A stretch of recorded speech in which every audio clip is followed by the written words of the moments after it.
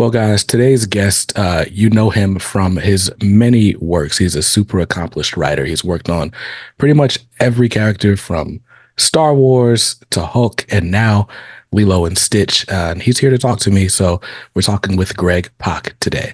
Thanks, Greg, for being here. How are you? I'm doing well. Thanks so much for having me. Appreciate it. Oh, it's no problem at all, man. Yeah, just going through, I like to go through, their sort of bibliography, right? And there's just such a range of characters there. Like I said, from Star Wars and Hercules, all sorts of franchises. I guess people probably most closely associate you with the Hulk.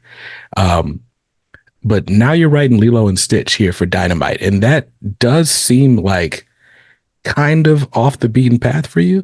How do we end up with Lilo and Stitch? Well, in terms of, it felt right up my alley when Nate Cosby called me up to offer it to me. Nate was actually the assistant editor on the Hulk books back in the day when we were doing Planet Hulk and World War Hulk and everything else. Also on the Hercules books. And I've just kept in touch with him over the years and worked with him on a number of books. And I think he knew that I don't know. He just thought it would be a good match. He knew that I had a sense of humor. He knew that I cared about Asian Pacific Islander stuff, and that I'd also worked in some kids books. I'm best known for the Hulk and Darth Vader, but I've been writing all ages books like Met Cadet U, which I did for Boom, and then I did these kids books, Princess Who Saved Herself, The Princess Who Saved the World, that we did Kickstarters for. They're based on a Jonathan Coulton song. Taka Miyazawa drew them. They're gorgeous. So I'd been doing this kind of stuff. I also did some middle grade Stranger Things books of all things. It kind of cracks me up because Stranger Things is essentially like R-rated, right? But Right. Did these kids books, middle grade books, comics, because kids watch the show. Yeah. It reminds me of back in the day when I'm Gen X, so I was like when I remember when Alien came out, the movie Alien, they were making kids toys, like Right. Alien kids toys, and kids supposedly weren't supposed to see that movie, but of course they were. So anyway, but Lilo and Stitch, I think it just made sense to Nate. And when I started digging back into it, it was like I kind of have to do this. It hits all my buttons. I love sci-fi. I love genre stuff. I love family stuff and stuff with a lot of real heart. And Lilo and Stitch has all that. And I love stories which have representation of some different kind. And back in the day when Lilo and Stitch came out, it was my favorite. It remains my favorite of the modern Disney movies, animated movies. And so it was amazing. One big thing from the beginning, though, was that I knew I'm Asian American. I'm half Korean and half white. So, I'm very comfortable writing East Asian American characters, right? But Lilo and Stitch features Native Hawaiian characters, and I felt like I was kind of familiar with that, but I'm not from that community, and so I wanted to make sure we had a cultural advisor, somebody else on board who was going to help us out, and we got this amazing writer named Moana McAdams, who is a children's book author and she's been our cultural consultant and developmental editor on the book, and it's been amazing. So I'm really thrilled about the way we've been able to put the book together, and Julia Giacomino is drawing. She's an Italian artist, and it's just gorgeous, fun, vibrant stuff. And she's also coloring. And then Jeff Eckelberry is the letterer. So it's been a good fun time. Yeah, no, issue 1 looks great, reads Thank great. you. It's funny. With Dynamite getting this Disney license, we're getting a lot of stuff right now. We got a Scar series, and Cruella de Vil had a mini series. Maleficent had one, and it's kind of like mileage varies on how well you can tolerate, more iterations of the Disney characters. Like I remember Aladdin had the animated series. Like it seemed like everything had animated series. Yeah. One of the ones that I liked the most was the Lilo and Stitch animated series, where it was like Stitch was experiment 626. And so the whole premise of the show is, well, what happened to the other experiments leading up to him? And so every episode is like trying to capture some loose alien experiment. And it was just hijinks ensue. And it was fun. It was just really fun. Um, but there's something about the Lilo and Stitch property that does just sort of last. Like my kids love it. My wife is a huge Stitch fan of all Yeah. things. Like her iPhone case is Yeah. Stitch. And she's got this Dooney and Burke purse we found at a pawn shop with all the Disney characters on it. She put a little Stitch charm on it. There's something about, I guess, just the sort of idea of family, whether, it's found family. I mean, Lilo and Nani, they kind of go through, some sort of trauma. We kind of see it. We don't really Yeah. see it ever, but you get the sense that whatever happened made them super close, and they are all that each other has. And as this book picks up, we've got a sort of extended family even around them. But family is such a central theme of the Lilo and Stitch franchise, and I imagine that would draw anybody to that sort of property. Yeah. I mean, the big Hawaiian word that the book teaches is ohana. I mean, the movie teaches is Mhm. ohana. Ohana means family. Family means Right. nobody gets left behind. And it's really powerful. I agree. It's a kind of universal, powerful thing. I think going hand in hand with that is the fact that Lilo and Stitch are they're really screwed up. You know what I mean? They're really impulsive. They can't control Mhm. themselves. They've got, they act out. They're well meaning. They've got good hearts, but they got a lot of unresolved issues. And that makes them really sympathetic. You're really rooting for them, and the fact that they come together and sort of try to figure things out together is really fun and moving. Right. So it's also kind of funny because like that sort of universal theme of not quite being in control. Mhm. Like that's really compelling, and I think it's incredibly compelling for kids because little kids, I mean that's the state of existence for little kids is that you don't know why you feel the way you do, and Mhm. frankly, adults aren't much better. You know what I mean? Like, Right. I mean, in a funny way. I mean, not in a funny way at all, but I mean, like we live in harrowing times, Yeah. and I think a lot of us have, we've been struggling a lot, and so seeing characters who struggle in this kind of way is always helpful and useful and compelling. Um, I mean, it's like I said, I'm sort of best known for writing the Hulk and Darth Vader, and you kind of think that's about as far from a Disney kids show as you can get. But Mhm. Stitch is, he was built to destroy. You know what I Yeah. mean? Like he was Yeah. literally built to destroy. That's his function. And so there's some stuff that's really similar between his struggles and the Hulk struggles, for example.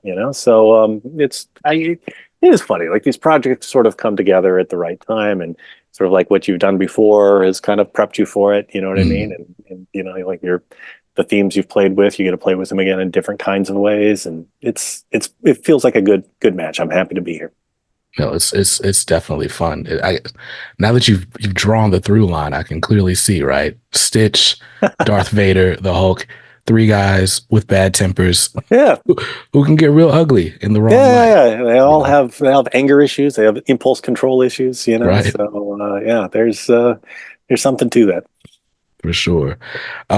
So Lilo and Stitch, as we record this, Lilo and Stitch #1 is already out. Um, Yes. and Dun, I've dun, got my dun, dun, copy right here.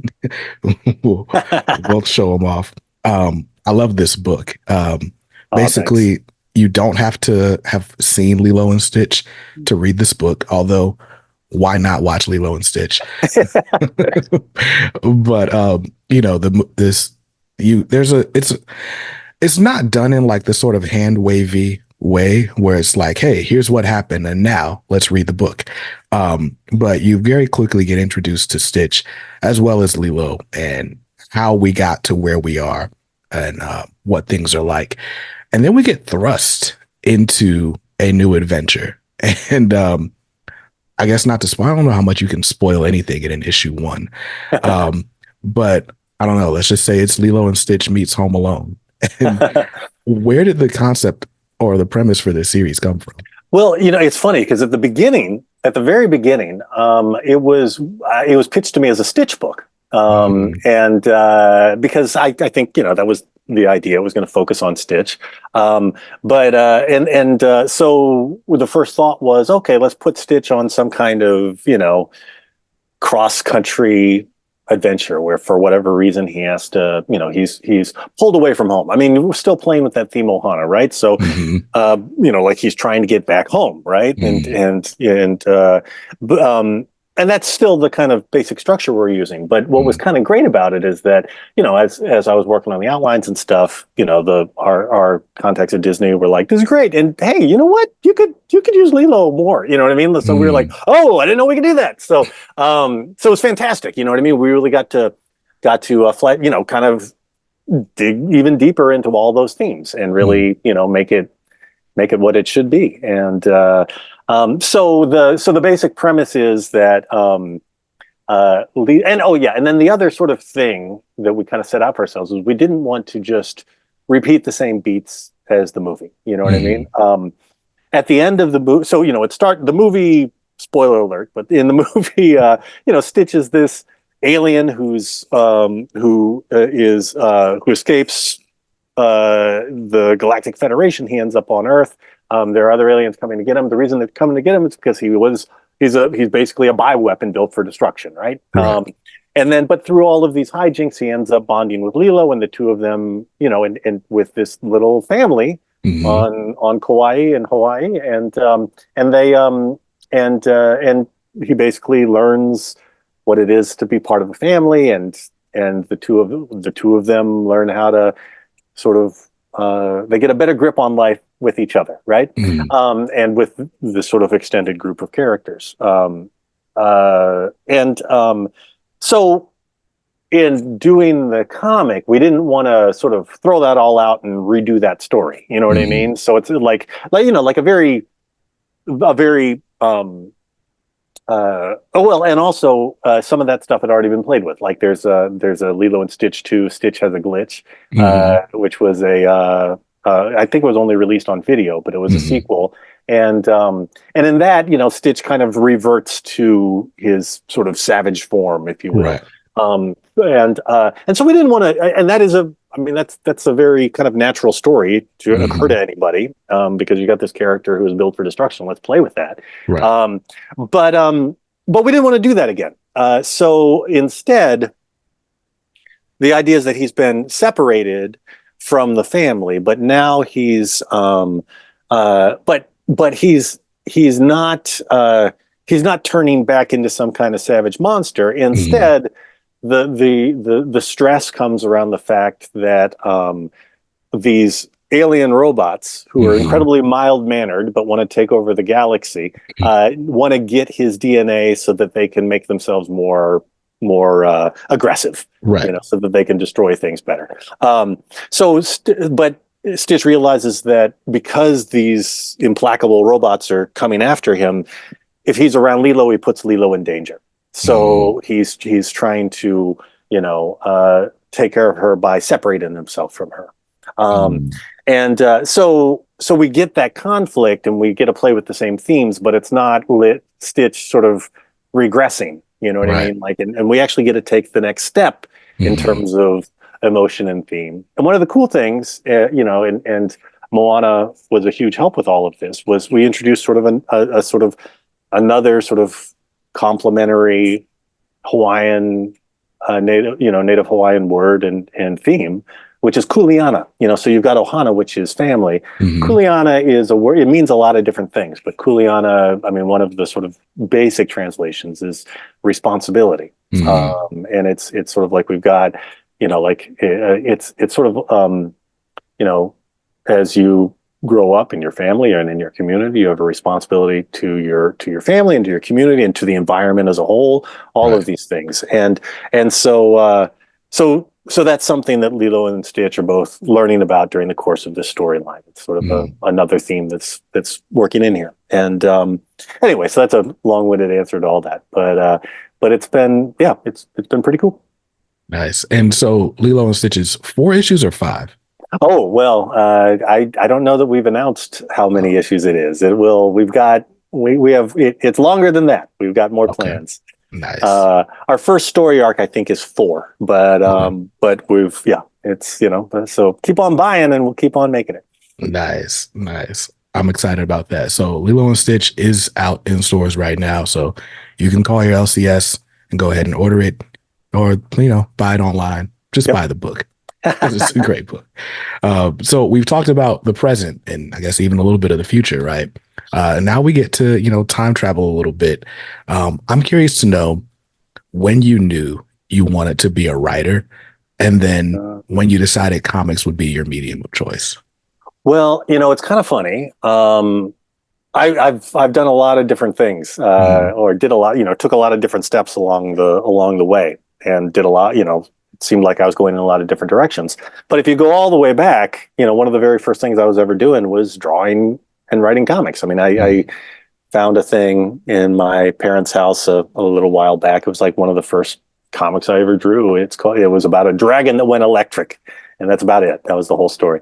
But like I drew these pictures, and my mom wrote captions underneath. It was kind of amazing. mm, But and that was when I was like 5 or 6, and um, my mom was the kind of mom who bought us uh, paper and crayons and mm, markers. And she didn't buy us coloring books. She hated coloring books. So I grew up drawing and mm, also grew up writing stories and doing all kinds of stuff. In high school, I was like, I worked on the paper, I did theater, I did black and white photography. I'm still obsessed with photography. I've got mm. this is actually my old high school camera right here that I Oh, recently wow. got fixed and I've been shooting again.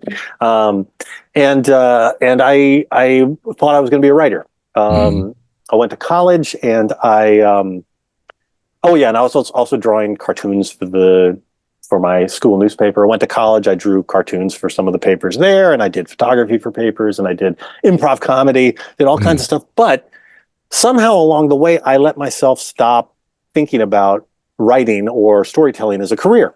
mm, And instead, I studied political science. At the same time, I was writing fiction and doing all this stuff. But I ended up going back home to Texas, and I worked on Ann Richards' campaign when she was running for governor back in 1990.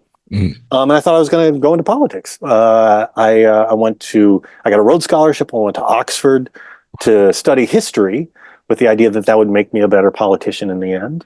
right. But I finally got the chance to work on films, like Mm, with a student film group when I was there, and it was like, this is really what I need to do. mm, And so I went to film school. I went to NYU for film school, made a bunch of short films, made a movie called Robot Stories, independent movie, and then I got my agent got me a meeting with Marvel, and I started writing comics, mm. and I've been doing it for 20 years. Actually, just about exactly 20 years now. It's kind of crazy. It was about 20 years ago that I started with Marvel, and I've been doing it ever since. Man, man, that is awesome. Your story sounds a bit like Dwayne McDuffie's story, Oh yeah. right? Like he's trying to be a physicist, trying to be an astronaut, uh, gets really far in that field, and then it's just like, kind of disenchanted. Let me go to film school, and then ends up with an amazing career in comics and animation. Um, I wonder what it is about like people that sort of unlock the creativity, or it's not so much that you unlock it late because you're creative, like you're born creative, and Yeah. then for whatever Everybody's born reason, creative. Yeah.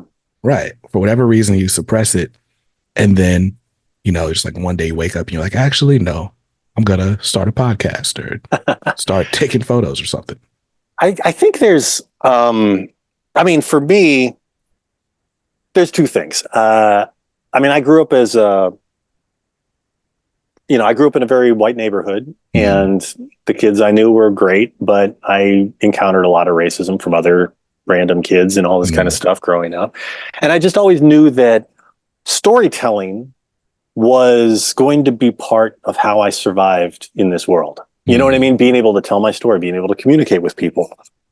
Um, and I also, I mean, I think there was also I didn't sort of process this all intellectually at the time, but later on I did. And mm, I and it's this notion that you can argue with people, but people don't change their minds because of argument. I mean, some people do. Some very rare Mm-hmm. people can kind of listen to reason and be like, oh, that actually makes sense, and I should Mm-hmm. change the way I do things because of that. Most people have, like they've got their way of doing things. They've got their things that they know, and arguing with them will never change that. Instead, people change because of emotional experience. Mm-hmm. You know what I mean? Like, people don't, stop being homophobic because Mm-hmm. you quote statistics at them. They stop being homophobic. I mean, not that a lot of people never stop being homophobic or whatever. You know what I mean? But Yeah. but some people will stop.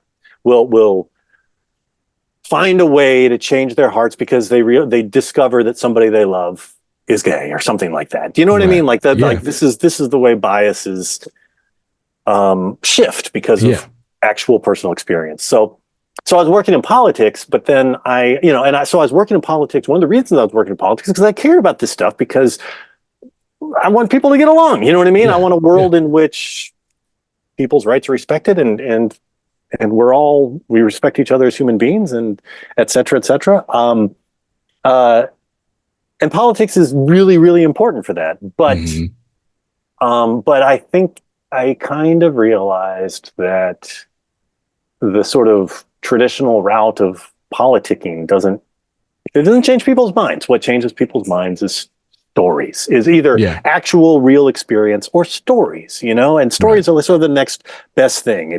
I mean, early on in film school, I was making all these short films that had Asian American characters, right? Mm-hmm. Because that was a big, representation. It was a big part of what was important to me. And I would send these things out to film festivals all around, apply to film festivals all around the country. I was sending and I was really thrilled when my film got into the Arizona Film Festival, some in Sedona, Arizona, or something like that. And Mm-hmm. a friend of mine was like, "Why are you spending $30 to enter your film in that festival? Like, no one from the industry is ever going to see that. That's not going to." And I was like, "Because I want people in Sedona who Mm-hmm. may not have any Asian friends or neighbors to see non-stereotypical Asian people on the screen." You know what I mean? Right. So that's kind of part of that mission, right? And that's so that's one thing is that some of the same impulses that drove me to politics and story, some of those impulses are the same, driving me to both things. But I think on a real personal level as well, it's just that when I was working in politics, it was like, okay, this is good. I'm doing good work here, but there's a lot of people who could be sitting in this chair doing what I'm doing right now, Yeah. but there's like no one else is going to tell the stories I'm going to tell. Yeah. Like there are certain stories that I've got in me and things that I wanted to do, and I don't know. I mean, it's just I was lucky enough to be able to get into NYU and also Mm-hmm. just to do stuff with with the Oxford University Film Foundation, which was that student film group at Oxford, um, and the lights went on. It's like this is what I need to do, and Mm-hmm. and I've been fortunate to be able to do it. So. Absolutely. And you've been able to do it with some of like the biggest properties in comics. Like I said, I mean, you've worked on Hulk, you've worked on Darth Vader. I mean, I'm just going through your list here. I mean, pretty much anyone you could think of. Like you've worked on these characters. What does it feel like for you? Or I mean, Batman, Superman, Hercules, Teen Titans, like just everyone. Um, what does it mean to you to sort of shepherd these properties and why? What is it that's satisfying about being able to tell stories with these properties that are so well known? Well, it's just fun. You know what I mean? Like all of us, I grew up reading these comics and thinking about these characters and walking down the street and clenching my fists and thinking about Wolverine's claws springing out and all this. You know what I mean? Yeah. Like that's just so it's kind of wild. I mean, every few days I have to kind of pinch myself that I'm actually writing stories, getting paid to write stories about stuff that I was ludicrously obsessed with when I was 10, Mm, I'm writing Star Wars books, you know what I mean? right. Like in Yeah. continuity Darth Vader stories. Like that's kind of unfathomable. Right. So that's really cool. I think, I mean, I feel, I mean, there's a couple of different things I feel about it, I guess. One is that incredibly fun. Two is that it is a huge challenge. You know what I mean? Because what you're trying to do is tell stories that fit into the existing continuity, that don't break the characters, but that still matter, that still feel essential, that still are bringing something new to it. And very often basically the challenge is to find some little spot where the character can change within this space, Right. but where you can have a story with an emotional core that means something, and I've been very fortunate in that I've worked with great editors and great licensors, and they've given me this, just enough wiggle room. You know what I mean? Right. Like with the Darth Vader books, we're exploring this moment between Empire and Return of the Jedi. We think of that moment all the time as from Luke's point of view, because at the end of Empire, Luke discovers Vader is his father, and that's this horrifying thing, and that's so much emotional weight to that, but think about that from Vader's point of view. Like Vader in that moment is reaching out to Luke, and he says, "Come with me." I don't. He's like, like he basically offers Luke the chance to join him to overthrow the Empire, the Emperor, and bring order to the Empire. Like Vader's really putting himself out there, and Luke rejects him the same way Padme rejected him at the end of Return of Revenge of the Sith. You know what I mean? And so we got the green light to explore that whole emotional moment from Vader's point of view, which hadn't really been done in this kind of a way before. That's incredible. You know what I mean? And so you give me that kind of wiggle room, and then on top of that, they gave us. I was like, I got to get a character in there because we couldn't use Luke, because Luke and Vader can't really interact that much during that time, right? Because you can't detract from the big moment in Return of the Jedi, right? So you can't just have a bunch of stuff with Luke and Vader. But I needed to have a character that was really going to resonate. And I was like, who's left? Who could that be? It's like, Padme's gone. And I was like, Padme had all these handmaidens, and so I pitched bringing Sabe back. And they greenlit it. They were like, yeah, do it. So, and because Sabe she looks like Padme, and she's like, she has the she knows, she eventually figures out that well, I won't spoil it all, but but like that. So they not only let us explore this whole thing from Vader's point of view, but they let me use characters that were really gonna matter and really dig deep and add something really emotional to this whole thing. So that's solid gold when you can do that kind of stuff. With the Hulk too, with Planet Hulk. You know what I mean? Like that was I when I was working on that story, I literally wrote this down on a piece of paper and stuck it on my computer, and it said monster to hero. And that was the arc of that story, and that's a huge big juicy emotional story to dig into. So like finding those kinds of arcs means that you really like you feel like you haven't just treaded water, you've actually been able to bring something to it, and that's what matters, I think. I mean, in this kind of funny way with the Firefly book, I don't want to spoil this too much, but I wrote 36 issues of a Firefly comic book for Boom.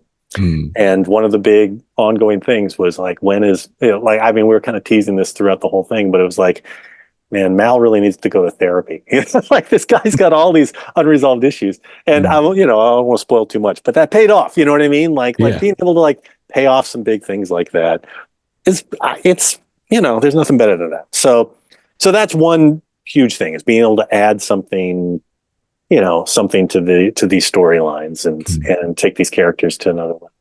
I mean, I also love the chance to add stuff to these worlds that hasn't been there before, in terms of diverse casts and new characters. One of the greatest feelings I've had is introducing characters like Amadeus Cho, co-created with Taka Miyazawa, to the Marvel universe.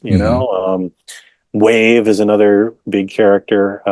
She's one of Marvel's only Filipino heroines, and Lineal, you and I co-created her back when we were doing the Agents of Atlas book, and uh, so having the chance to do characters like that. Also, I wrote the Magneto Testament book. Warren Mm, Simons, the editor, brought me on that, which is basically the story of a German Jewish kid who is trying to save his family from the Holocaust. It's mm, it's a origin story of Magneto, but it has no superhero stuff in it at all. Really, it's historical fiction, and that like doing stuff like that, and in the Marvel universe, in these with these big pop culture franchises is kind of amazing. mm, Like we did a I did a book. It was also edited by Nate Cosby for Dynamite. It was a James Bond book, mm, and the big pitch was we were going to make Odd Job sexy. Odd Job was a Korean villain mm, in the original Bond books and movies, and I years ago I'd read this Maxine Hong Kingston book where she was talking about Odd Job, and it was like Odd Job sort of this joke. She's got this Asian American character thinking about Odd Job, and he's like, no, Odd Job should, you put a face on screen on the mm, giant screen for 10 seconds, 20 seconds, 30. You can make anybody fall in love with that face, and Odd Job should be, should be this hero. Like people should fall in love with him. I should learn how to walk and hold my body watching this incredible hero and all of this. And I was like, mm, let's do that. Let's do that in the comics. Let's make mhm, Odd Job hot. And we made him this great, like he's not a joke. He's a really fun, cocky antagonist and later partner to Bond. mm. We kind of built it like a romantic comedy where they drive each other crazy and then they team up. You know what I mean? Yeah. But yeah, so having the chance to do that kind of stuff, I got to write a Storm book. I got to write a War Machine book. Like it's something special being able to do something a little more, raise the profile of some of these characters. Not that these characters necessarily need me to raise their profile, but to to help make the like people talk about Marvel, the world outside your window. You know what I mean? Hmm. Yeah, Let's do that for real. for sure. So weaving in and out of like all these historic franchises, huge properties and characters, right? You're you, no matter what you're writing, and your sort of portfolio is widely, it's eclectic. Like you've got cookbooks, you've got a little bit of everything. What is it that you feel like you sort of bring or maybe even leave with every project, no matter what it is? That's a really good question. I'd be curious to hear what you think. Do you have any thoughts on that? So, and I'm newer to all this, right? That's kind of the whole stick is I'm new to comics and I get Oh, to okay, learn cool. about it by talking to the creators, right? But just through the few things I've read of yours, I was saving this one, right? Uh, Duo. Yeah. Oh, yeah, yeah, yeah. Duo is a series I like a lot. And then I spent most of the day yesterday just trying like blasting through as much of Planet Hulk as I could, Oh, cool. right? And there, this thing, like what I loved about the beginning of Planet Hulk is like the meeting of the Illuminati to decide, right, to ship Hulk off to some far off planet. And it's just like the sort of the politics of superheroism.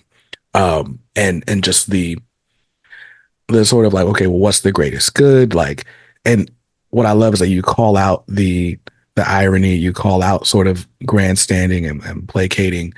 Namor is the voice of reason of all people.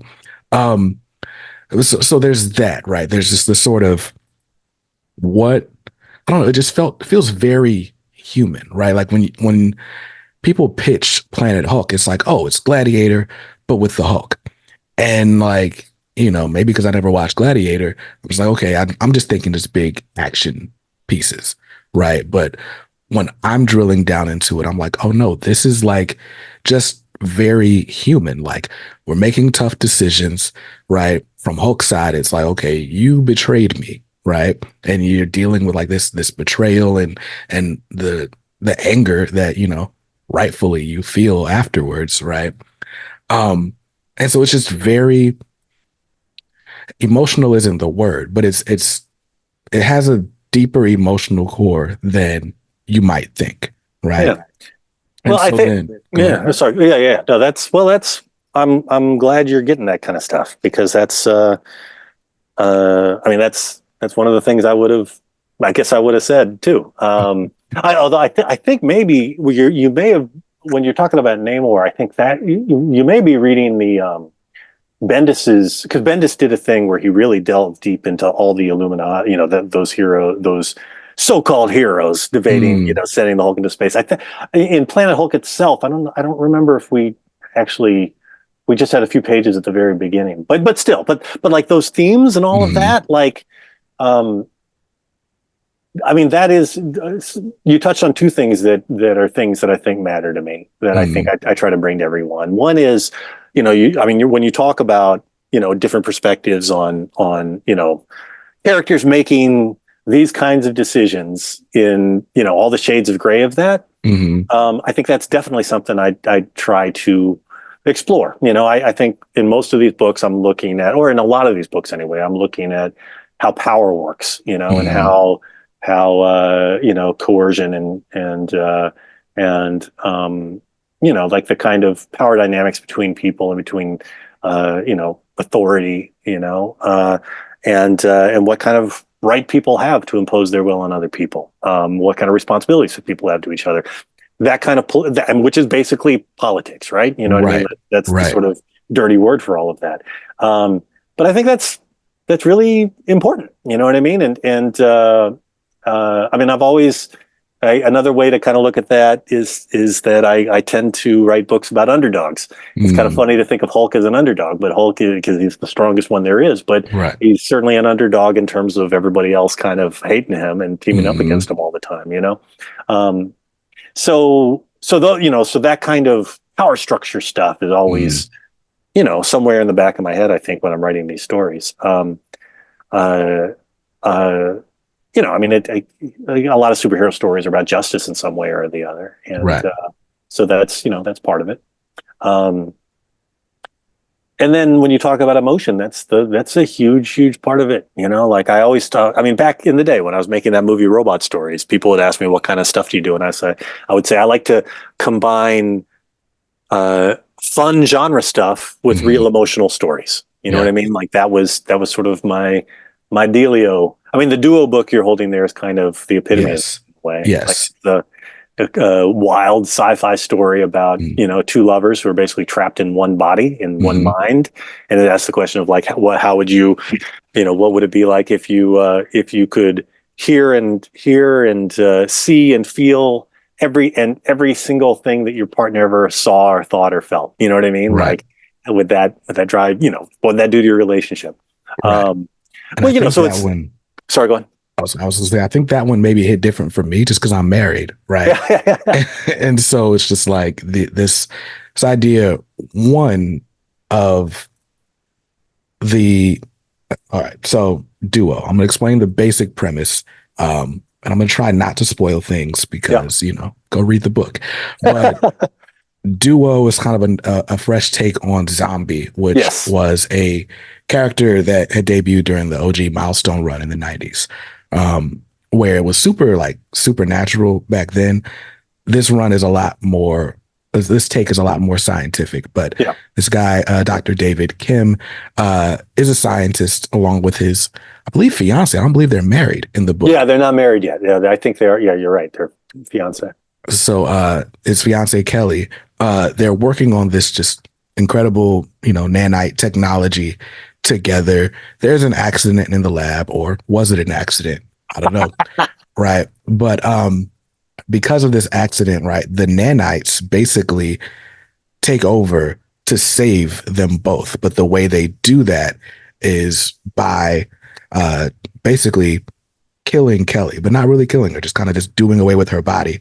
And her consciousness is now in David's body. So they are one body and technically one mind. They share each other's thoughts and emotions and stuff. There's a really funny scene where they're basically at Kelly's funeral, and this lady's kind of comes on to David, and she's like, "Yeah, I could tell, like, you were excited just then, like whatever." And so this idea that, like, okay, well, what if your spouse or your partner could see and feel your every thought and impulse, but then as the series goes on, of course, they're trying to figure out what happened to themselves, and we kind of meet a few different figures. We meet two different sort of sets of people who were trying to either take advantage of the technology or use them for one reason or another. And David and Kelly are not in agreement as to like, well, who's the good guy? Who's the bad guy? What should we do? And what's cool about it is like either of them can sort of take control of the body that they share at any time. And so the story ends up sort of being like, well, how do you come to a compromise in a relationship? Like, how do you decide when do I, let her lead or let him take the lead? Or when do I just say, no, I'm making the best decision for our family right now? And how do you sort of defend that decision in like an impulse or in an instant, like a life-changing moment? And I don't know, that story just really resonated with me. Like I said, probably because I'm a family man. But just the way it was done was just so awesome to me. Well, thanks. I appreciate that. It was a lot of fun to work on that book. Reggie Hudlin and Dennis Cohen basically came to me, and they sort of pitched this idea of like you say, it's a revamp of the zombie a concept from John Rossum and Dennis back in the day. But they had this idea of this basic idea of the two people trapped in one body, and I was like, that's like you're coming to me with a big sci-fi thing that also has this amazing emotional hook, like lots of fun stuff to explore. Let's do it. So Koi Pham did the art. But yeah, I guess that's kind of my bread and butter, being able to explore that kind of, those kind of stories, try to dig a little deep, and find out what's going on with people's hearts. Right. I did another book for DC called City Boy. And the big high concept is that it's a kid who can, he basically can look into the infrastructure of a city and see how it lives and breathes and connects, and kind of, like look through its history and find things that are lost. Do all these, like he connects to cities in these kinds of ways, even like control the infrastructure to a certain point. But fundamentally, it's about a kid who, like basically an abused kid who's trying to find his mom, who's been long lost, and then grappling with loss and trauma, So, again, like having editors who are really supportive of digging deep, that's what makes this all work. So it's been fun. Man, no, that's awesome. Now, just I met Koi Pham about a year ago at a con, and he told me that the duo book was done like ages before it came out, like as early as like 2015. Yeah, it was a little crazy. What is it like writing a book like that and then just kind of having to sit on it for as long as you did? It's funny because that's just the way things are in a lot of different industries. In the film industry, you can write a script and it can take 10 or 20 years to get it made. In the prose world, traditional publishing, people turn in books and it can be like a year and a half or 2 years before it comes out. But in comics, we're just used to stuff happening fast. You know what I mean? Right. Like you write a script, immediately an artist is working on it. You're seeing pages within a few days. That book is on shelves in 6 weeks or well, maybe not quite that fast, but the book is on shelves in a couple of months. You know what I mean? Like that's things move fast. So we did something like 4.5 of the 6 issues. And a couple of different things happened. The sort of the publishing schedule for the milestone books was kind of in flux, and they were kind of figuring out the best time to launch it. And so we kind of were on hold for a little while. And then the pandemic hit, and stuff got delayed. But then actually, a little bit into the pandemic, we were like, let's finish this thing. But at that point, we were going back, and I had to write the last script. And I kind of had to go back and look at everything again and kind of, remind myself of what all the beats were and where all, because, I'd probably written 100 comic books since the point that that we did that. So, Right. So there was a lot to kind of remind myself of. But it was amazing because we got to kind of revisit it. And one of the big things was, like as we were doing this, I was like, you know what? We really need 2 pages at the beginning of the very first issue. We need to add 2 pages there if we can, just to kind Mhm. of get into these characters on a pure emotional level. Right. Like we need to start with them in bed. This is a love story. Mhm. You know what I mean? And Yeah. we need to see that bond right away, Mhm. and feel that, and then introduce the conflict and themes. But we got to feel that, and at that, and so it. But if these things had just come out when they were supposed to come out, I wouldn't have had that time for reflection. You know what I mean? And Right. so we wouldn't have been able to add that nuance there. Um, and thankfully, our the editor was really totally got that, and we found a way to make it work. I think I took 2 pages out of one of the later issues, and Mm. so budget wise, it could all work out. And it just it's, I don't know if every reader, I mean, of course you wouldn't notice it because you don't know, you didn't see it before, but without those pages, but they make that kind of thing can make a huge difference. And Yeah. and just so yeah, the experience was pretty cool. It was a pretty great experience. Yeah, uh definitely. Those 2 pages definitely set the tone for what you're gonna get yeah. for sure. Are there any plans to return back to that character or I, just like characters? I mean, nothing immediate, but I Mm, have talked to some folks, so knock on wood that we might eventually be able to do it someday. We'll see. nice. That was one of the highlights of the season one of the Milestone Oh, Returns thanks. line. Um, so I I told our community that I was gonna interview you, and the questions just came pouring in. So Oh, wow. know that you are you are loved. Oh, Um, so I'm just gonna kind of pick some of these at random, right? okay. So uh, Tyler says, Incredible Hulk 611, probably my favorite Hulk issue of all time. The payoff in the Bruce Scar fight. Everything has been leading to this and to a tearful ending of a father and son. What was the inspiration to drive home that father son moment? Wow. Well, that I mean, from the beginning, when we had this idea of introducing a son of Hulk, Mm, like there was going to be, you know, big conflict, and then and then some kind of resolution. But um, I mean, a lot of that inspiration comes from work of previous Hulk writers, including Bill Mantlo and Peter David. mm, I think it was Bill Mantlo who introduced the idea that Bruce was basically an abused kid. mm, That his father was violent and abused his kid and his mom. And well, actually, am I remembering this right? He killed his mom.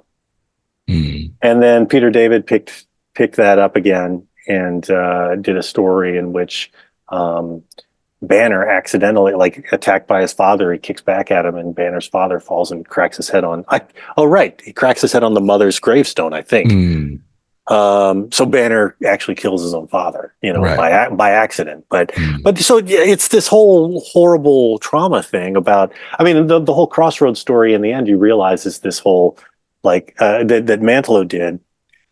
I don't want to spoil it, but the whole thing, the big reveal of this big crazy sci-fi story is that it's all tied to childhood trauma. You know, mm, so I was going on this notion of you know, Bruce and the Hulk grappling with that, and the grappling with responsibility, having a son of his own, mm, and of, finding out what that, to see if these two can, you know, work, find each other, mm, Scar, like Scar's story is also a story of trauma. I mean, Hulk doesn't know that he exists.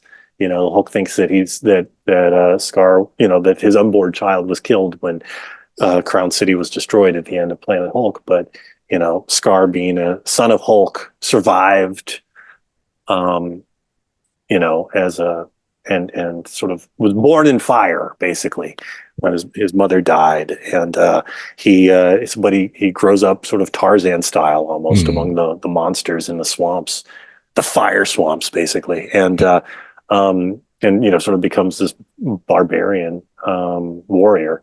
But he always, he hates his father, wants to kill his father. He comes to Earth to kill his father. mm, Um, So, I mean, so that's how the story sets it all up. But those are, like those are themes that are throughout the Hulk. I mean, the big theme is anger. Where does that anger come from? Right. Where do we, where do we derive those, all of that, and those family stories become really um, critical to explore. When you're really going to explore that deeply. So that's where that came from. I've had a lot of, there's been a lot of people who've told me those stories mean a lot to them, and I'm really moved by that. Yeah.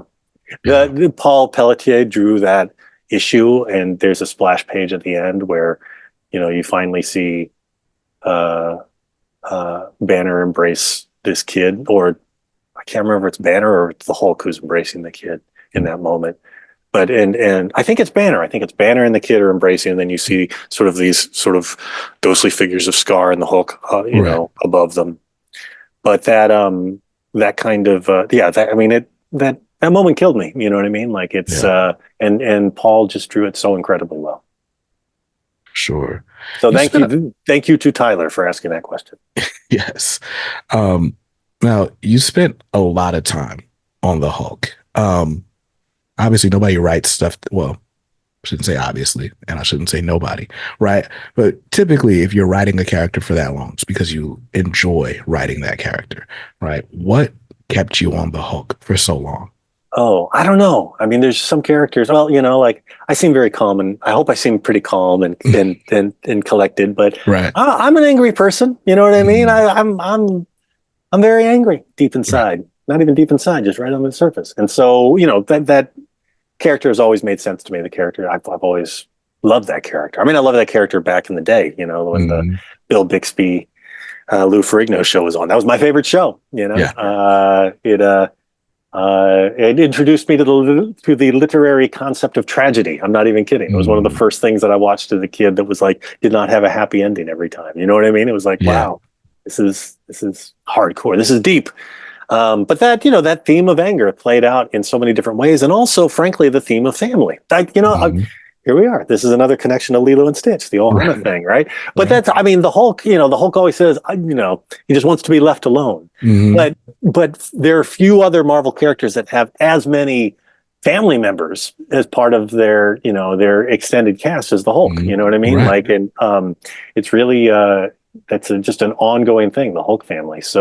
Um, so that all of that stuff is just really powerful to me. So, and I felt it was like there was just infinitely more stuff to do with it. Mm, I had a good run there. I mean, I really enjoyed that. Yeah, I mean, I worked on a few characters that just I felt like I just kind of got like that. Like, but Clark Kent is one too. mm, Like Clark Kent and Superman, loved working on those books.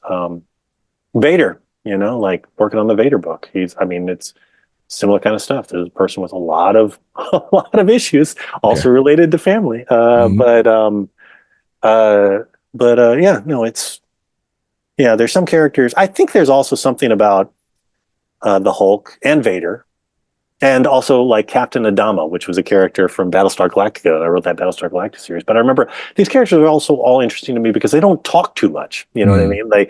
They say they other people in the book do most of the talking. They right. they do a lot less. So, but that I there are a lot of people in my family. Like my grandparents on both sides, both my white grandparents and my Korean grandparents were very taciturn people, really. And Mm, so, like kind of realizing that you're sort of reading between lines, you sort of grow up learning to listen for stuff that's not said and mm, understand things through other ways, and also understand what those, the value or the importance of just a few words you do hear. Like that kind of expression makes a lot of sense to me and is always interesting to me to write. So I think those are another reason why some of those characters resonate with me. got you. Now Tyler also wants to know, says, what's it like seeing a book you created, Met Cadet You, being turned into an animated series for Netflix? And it's a trip, like that's I mean, on a sheer business level, that's kind of the dream, right? Mm, We're doing work for hire stuff, to make that paycheck, pay rent, keep feeding our families, and but we do create our own stuff in hopes that it can have another life and bring in some some checks down the line, and I mean, I didn't get rich, but no, but it was, on a business level, that's sort of the Yeah. plan, and that was great, very exciting. And then it's also just I mean, it's an incredible thrill to have something that poured your heart and soul into become something that other people are interested in, and that can breathe new life into it and take it in another direction and do new things and take it to new audiences. That's yeah, no, it was wild. Yeah, no, it's definitely cool. Well, I can imagine it's cool to see, anything that you create have another life, right? Yep. Like, um, it's funny, right? The whole all the buzz is that, DC sort of sucks at live action movies, but their animated universe is great. And Marvel is the inverse of that, with the one huge exception being the Planet Hulk animated film. And, I Well, watched it. I thought they did a great job on that. Yeah, Yeah, no, I they really, did. yeah. It and I mean, I guess I don't know that the monster to hero, right? Like that arc, I think is just so it's powerful. I guess in any medium, it's powerful, right? But you've seen the Planet Hulk story sort of adapted in animation, and then it shows up again in Ragnarok. Yep. What is it like seeing Gladiator Hulk so many times in so many different perspectives? I mean, it's great. Yeah. It's kind of yeah. There's a few sort of like weird moments, like when they came out with a big action figure Mhm. of that character. It is yeah. I mean, I think one of the trippiest things was when they made one of those sculptures. What do they call them, maquettes or whatever? Like Oh yeah, yeah, yeah. the The big statues. yeah, those statues. So they made a statue of that Ladrone cover, which shows the Hulk battling the Silver Savage, which was the Mm-hmm. Silver Surfer in Gladiator gear. Mm-hmm. That, for some reason, and I should have bought one, but I didn't have the scratch at the time, and I didn't, Yeah. but I remember seeing pictures of that, and I was like, holy cow, because I had done a little sketch, Mm-hmm. to send to Ladrone of the Silver Savage, of like, this is what he might look like. And Right. so I give him a loincloth and, this the obedience disc, and he's using his board as a shield, and he's got Mm-hmm. a mace or something, and so he took that, and he did an incredible version of it, did an incredible cover, and then Carla Pagulan drew the hell out of that in the interiors of the book, and then they made this physical object. You know what I mean? And that Yeah. it's just weird when you see that kind of a thing, and like that started as just like this almost random thought in my head of like, let's make the Silver Savage, put him put the Silver Surfer in the Gladiator ring and make him use his shield, his board as a shield. That'll be Mm-hmm. awesome. And it was awesome. And then they made it. They made it. Like they Right. actually made it. That kind of stuff is weird. You know what I mean? Yeah. I mean, it's wild. It's cool. For sure. It's awesome. Um, all right. And then one last question. This comes from Vire. And so, the question really is just how is it working on like these big licensed properties? But a deeper question really is maybe what's the difference between working with like just sort of standard Marvel DC fare and then working on Star Wars? Oh, well, it's kind of very similar in a lot of ways. I mean, one difference, actually the biggest, I mean, the process of like figuring out good stories and actually making the comics is the same. You know what I mean? It's just, we're all just trying to tell the best stories we can, figure out the visual storytelling, figure out the story beats, make it sing, make it matter. Make the deadlines, you know what I mean? Like, Right. but in terms of like the practical work, or one of the interesting creative things going on is that so when I work on a Marvel comic book, it needs to fit into the continuity of Marvel Comics, which is all in-house, basically. You know what I mean? So, Right. like the editors, like make sure that if we're going to use, like I'm working on this Shang-Chi book that ties into the the Gang War storyline. So it's like, yeah, so all that stuff gets run by Nick Lowe, and we make sure that when She-Hulk shows up in here, it syncs well with the way she's working in the rest of the storyline, all that kind of stuff, right? And that all happens in house. But and certainly, like you're aware of what's happening in the movies, but and the TV shows, but that doesn't have to be reflected in the comics exactly. You know what I mean? Right. Like it doesn't have to fit into all of that continuity. But with the Star Wars stuff, all of these comics fit Mm, into the continuity. They are considered in continuity with mm, all of the movies, all of the TV shows, all of the games, everything that's out there. I mean, uh-huh. there's a cutoff point. Like, there was a certain point when they were like, okay, this stuff is Star Wars Legends, and Right. that stuff is all out of continuity. And from this point on, it's all in continuity. Yeah. And so we're in the in continuity phase. And so we're working with folks at Lucasfilm. Who are amazing. I have no idea how they keep this all in their heads, but so they have to, everything has to go through them, and we have to make sure, that we're not stepping on anybody's toes or that we aren't doing anything that contradicts anything. And so so that's like those books have to be done much more ahead of time Mm, because they have to go through a whole approval process. The scripts have to be written way ahead of time. Uh, uh, and um, and it can be challenging, but there's some really sweet payoffs to that. You know what I mean? mm. Like there's something really special when I'm writing literally one of the top 10 figures in pop culture right now. Yeah. You know what I mean? Like Darth Vader Yeah. is like one of the all-time top 10 characters, I think, of modern pop culture. It's like, who else is up there? It's like, you know what I mean? Right. Like it's really astounding, certainly And, among villains, and Um, there's only a few, right? yeah, right. You can't walk into a Target without seeing a Darth Vader. He's on a pillow, he's on Yeah. a toy, he's Yeah. on mugs, like So being yeah. able to write stories that are part of the sort of like official biography or storyline Mm, of this character and this whole thing is it's mind blowing, and it yeah. also means that these books, hopefully like the stakes feel real, I think, hopefully Yeah. for readers. You know what I mean? Like every story should feel like an event because they're doing things that haven't been done. Mm, So that's, I mean, it is hard.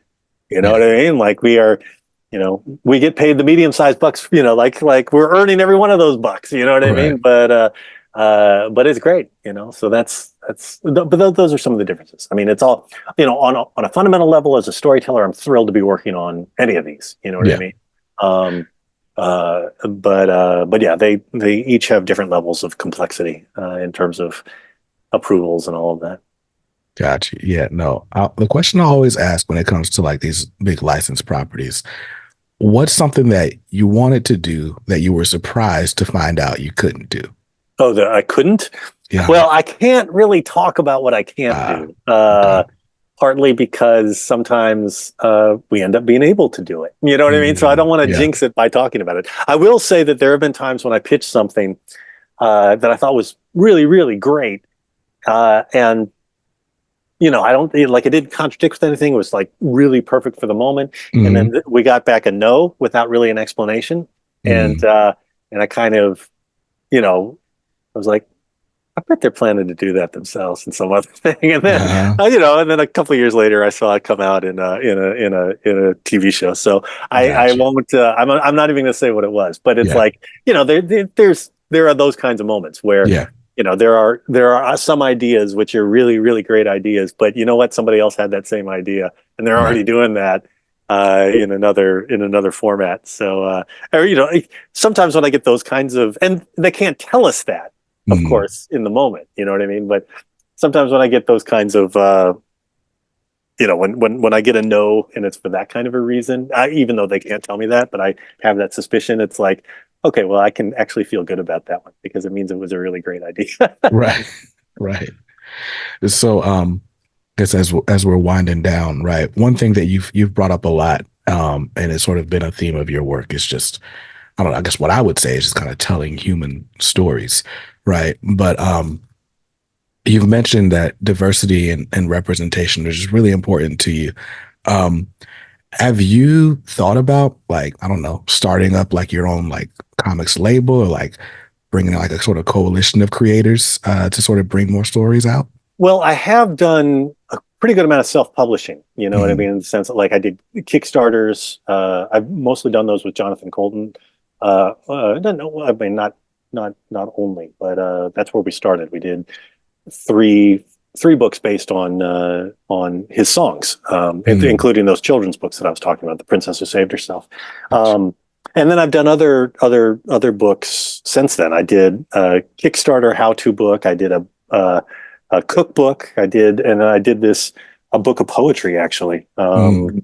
called "I Belong to You, Motherland," which is actually an illustrated book of poetry that's about growing up in Texas, as a Asian American kid, feeling like bound to the land, but also feeling, like I don't quite belong, and exploring that Mm. stuff. Has a lot of gorgeous art, by like this is by Sean Shen, just incredible, some incredible art, Wow. But uh, so and so there's some projects that I've done, through my own company. So I kind of have a publishing company, but I haven't done that. I haven't published other people. I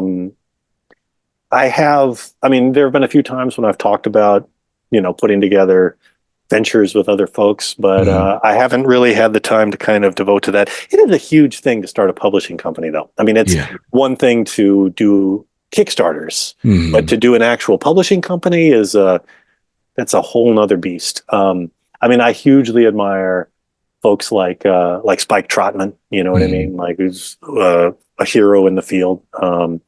I think I think she's said that her comics company is now the biggest publishing house in Chicago, which is wild. Yeah. Huge accomplishment. But she's sort of the giant in the field of that kind of genuinely indie company. Mm. Just by one creator that's expanded in that kind of way. But there's lots of people who are doing this kind of stuff. There's a lot of publishing companies that come and go. Yeah. I've who knows, maybe that will be something, for the future. For right now, I'm really focusing on, you know, keeping my own business going, Yeah. trying to get these things done. But also I do, I do, I give a lot of, I try to help out other creators who are coming up. I try to, people talk about, like, particularly when you're a person from a marginalized background, like, Mm. when you go up that ladder, if you make it up that ladder, you don't pull up that ladder after you. You help other people up that ladder. You know what I mean? Right. So I've definitely, I try to do that. Um, Whether I get to the point where I actually am proactively trying to publish folks, I don't know. But Mm. but uh, but I'll always be a supporter anyway. For sure. Okay. So, well, Lilo and Stitch is out right now. I don't know how many issues we're gonna have, but we got at least four in the Yeah, solicits, so I'm excited about that. it'll be more than that. But yes, keep your ears open, and keep getting it, friends. Keep For getting it. sure. We will. And then you're still on Darth Vader, Yep. kind of speeding towards issue 50 here. But what else are you working on? What else are we going to look out for from Greg Pak? So I've got a new book which has not yet been announced yet. Okay. But it's an indie book, and I'm really excited about it. I've got I'm doing the Shang-Chi book that we were talking about, Mhm. and I actually have another indie book that we're actually trying to nail down an artist for this week. So Okay. fingers crossed that'll come through. Yeah. So I've got a number of things that I can't quite reveal just yet, Okay. but it's a pretty exciting time, and I have some fun stuff coming out. Nice. Nice. As always, I plug my For websites and that kind of stuff? for sure. You can always find out what I'm doing at gregpak.com, gregpak.com. You can buy books, signed Mhm. books, at gregpakshop.com, gregpakshop.com. I actually just opened it up, that store up again for a week or so. Mm. So get on there and get it while it's open. And then I'm really not on Twitter anymore. I Okay. decided I don't like that site. So, but I'm on Blue Sky and I'm on Mastodon. If you go to gregpak.com, you'll find links to my various socials. So. I gotta find my way onto Mastodon.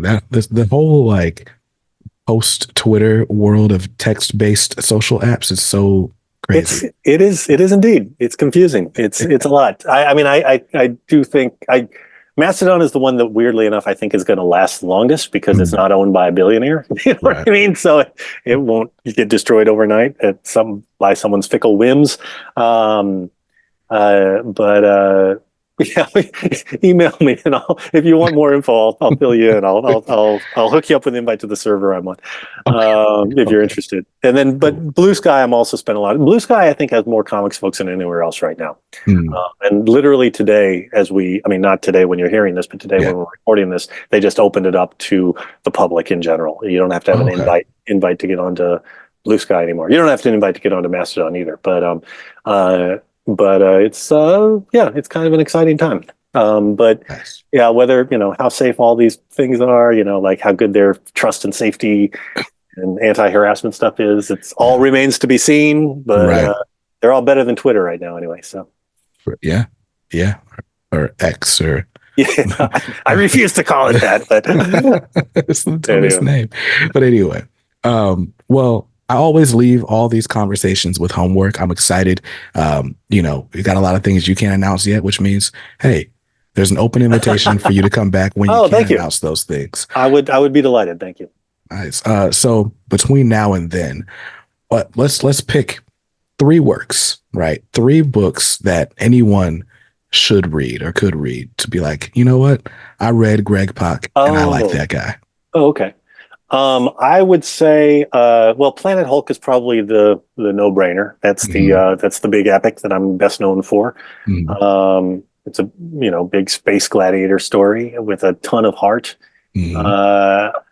Uh, if you are, let's see, Mechanet U is it's the most kid friendly thing that's done. I mean, Lilo and Stitch is absolutely kid friendly, but that's in just the first issue has come out. Right. You can get the whole 12 issues of Mechadet U right now. It's in a Okay. few different volumes. There also is a single volume, and that's kids and their giant robots. Nice. That's a thing that got adapted into the Netflix show. I'm very proud of that. Mm. You said three, right? Okay, well then Yep. I'll give you a bit of a random one. Cooking Okay. Will Break Your Heart, my cookbook memoir. Everybody loves food, right? Everybody loves stories Absolutely. about food and family. Cooking Will Break Your Heart is it's packed with like so. What's my pitch line? It's something like it's the best Korean Texan Midwestern cookbook you'll ever read. It's like recipes from both sides of my family, stuff that Mm. I have learned and cooked over the years and put my own spin on. And it's all just great home food and really straightforward recipes, gorgeous pictures, and some really touching stories. There's even like some poems in there and stuff. But you can get it digitally at the Greg Pak shop, gregpakshop.com. I'm gonna Uh, have to buy it. That's please do check it out. because no, when I'm not making YouTube videos, I'm watching YouTube videos while I'm Oh, cooking. oh, yeah. This is a So book for you. Yeah, yeah. Please do check it out. I will. Um, Listen, Greg, thank you so much for taking the time to have this conversation. I've learned a lot. I'm here. I got my homework, so know what I'll be reading between now and our next conversation. But seriously, man, Lilo and Stitch is great. What I've read of Planet Hulk is great. Like, and I just really enjoyed this conversation. So, you guys, grab Lilo and Stitch. I'm assuming you're subscribed to Darth Vader. That listen, we're solicited up through like issue 46 right now. There's a lot of Greg Pak to grab. So go ahead and order that at your local comic shops. And again, you can go to gregpak.com or gregpakshop.com to get your fill. So thanks again, Greg. Excited to have you. Thank you so much. Appreciate you. No problem at all.